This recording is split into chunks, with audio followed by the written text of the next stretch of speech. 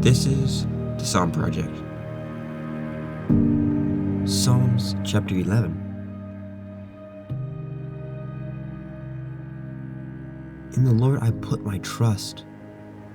How say you to my soul, flee as a bird to your mountain?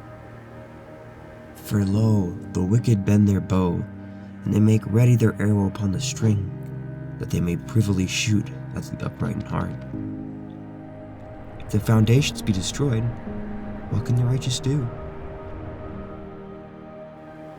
Yahweh is in his holy temple, and Yahweh's throne is in heaven. His eyes behold, his eyelids try the children of men. Yahweh tries the righteous, but the wicked and him that loves violence, his soul hates. Upon the wicked he shall rain snares, and fire, and brimstone, a horrible tempest. This shall be the portion of their cup. For the righteous Yahweh loves righteousness, and his countenance does behold the upright. Psalm chapter 11.